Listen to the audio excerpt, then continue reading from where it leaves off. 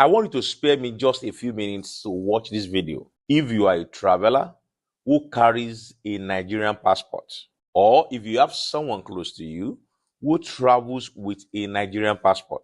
I had a very traumatic experience at Cairo International Airport recently on April 30, 2024, and I need to share this with you. I'm Reverend Dr. Israel Christlery, the senior pastor of Shepherd Baptist Church, Obanikoro, Lagos, Nigeria, the CEO of Oasis of Faith Intercontinental Limited, that is a private Christian pilgrimage company, and the president of Christian Tourism Practitioners Association of Nigeria. I left Lagos for Amman through Egypt Airlines with a group of 28 pilgrims, and we had a stopover for 4 hours in Cairo before we boarded the second leg from Cairo to Amman. I took all my pilgrims to our connecting gate, H2, around 9 p.m. And having said to 26 of them there, myself and another woman who were on the trip, who are flying business class, left for the business class lounge. We were in that lounge until 1 hour before our next flight, when I told her to let us go back to the gate,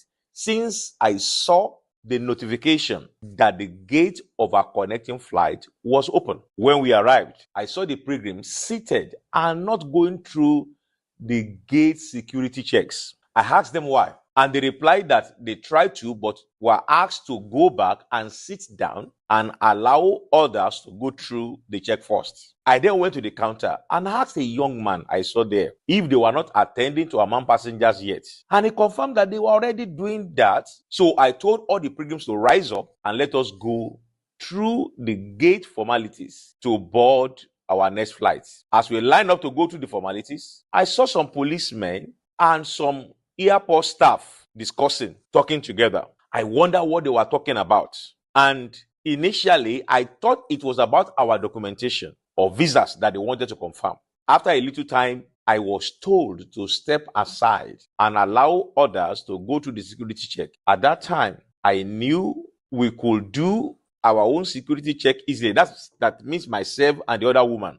So I told her to wait for me while others can go through their security check. Some policemen then asked me to follow them to their office. At this time, I still assumed it had to do with our documentation. So I brought all the documents relating to our trip and asked the woman to wait until I returned to the gate. They then took me to the office of the head of the police of the airport, and 3 police officers entered with me while about 12 others were outside looking at us through the door, which was left open. Then the chief police officer asked me if I knew what offense I had committed. I wondered what the offense was and replied I had not committed any offense. Then they brought a man in as an interpreter who told me in English language that a lady had just accused me of sexual assault and the punishment was jail and I should be ready to go to jail. My first comments were, who, where,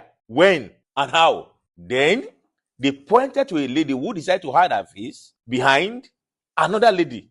When I tried to look at her direction, I told the interpreter I had never seen the lady talk less of talking with her. The police chief then said, in our country, we believe the word of any woman as true. And that means with or without evidence, you are guilty. He then said there was a video evidence. When I heard that there was a video evidence, I was relieved and I requested for the video evidence. The letter said there was no need for video evidence because it will make me miss my flight unless I agreed to their offered solution. I made it clear that if they had any video evidence, they would not find me there, for I had been at the business class lounge for 3 hours and I had an alibi among my pilgrims who was there with me in the lounge till we left for the gate. Then they said there was a witness, and immediately a young man came forward who stated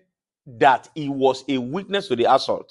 I asked him where and when, but there was no answer. The police chief then said that since there was a witness, I could only go if I accepted the solution he will offer. I asked what was the solution. He then said, I must apologize to the lady in a way that she will accept.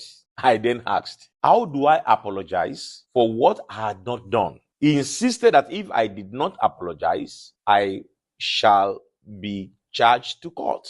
I then tried to look in the direction of the lady, who was still hiding her face behind another lady, and said, lady, I have never met you. I have no idea of what you are talking about, but possibly someone else has attacked you and you mistook me for the person. Nevertheless, sorry to you if you're offended. Anyway, but let it be known that I have no idea of what you are saying. The police chief then turned to a man who was said to be her boss if my apology was accepted, and he said it was okay. The police chief then said I should follow him to another office and leave my hand luggage behind. I objected to that idea by saying I cannot leave my bag behind because the rule of every airport is that passengers must always be with their luggage. I cannot leave my luggage behind. And at this time, I began to discern that they were up to something. They were trying to look for every means to set me up. When we got to the other office, I was asked to wait outside. When the police chief and other officers entered, at this time, I told myself that if these people succeeded, there was no way to free myself. I was totally isolated from my pilgrims, who were supposed to be boarding the next flight. And I could not understand their conversation, which they were making in Arabic. I then picked up my phone, pressed the record button, and kept the phone back in my pocket. At least that will be my only evidence in the future. After a while, I was invited into the office and I was asked to come and sign a document they had prepared in Arabic. I refused to sign because I told them I did not know what they had written. That would be stupid of me as an educated person. They said if I did not sign, I will go to jail. They said it does not matter, that what they actually wrote was just a settlement. And I still said no. To the glory of God, I had spent over 25 years of my life studying up to PhD level. I cannot sign what I do not know. The police chief then got angry and shouted me down and said, you will miss your flight and I will detain you and charge you to court. The following morning, I then said to him, if God says I will go to jail for an offense I did not commit, so be it. But I will not sign unless I know what was written. Then the so-called interpreter offered to read the content to my hearing. And I told him I could not trust his reading. I insisted I could only sign if they could rewrite it in English. When they began to pressure me, I took the biro and wrote below the Arabic write-up, I do not know. I plan to write below, I do not know what was written above, but I am compelled to sign this document. Therefore, I am not aware of the contents above. But when they saw me writing, I do not in English, one of the officers snatched the biro from me and shouted me down. The police chief then insisted if I did not sign, I will miss my flight, which should have taken off, and they would detain me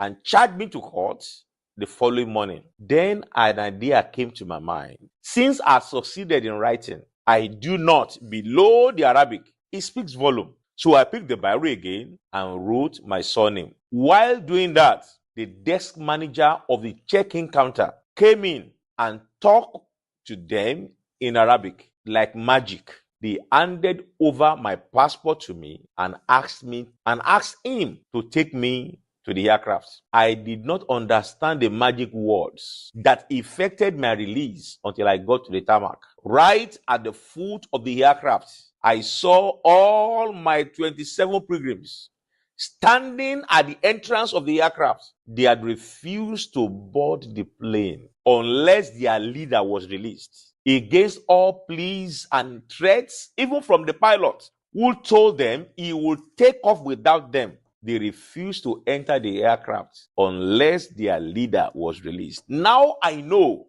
that was my saving grace. The refusal of 27 persons who had already checked in to enter the plane frustrated their plots. That was the report the desk manager brought to this syndicate at their airport. They would have succeeded if I were traveling alone. I wondered what they would have achieved if there were no people that I was traveling with.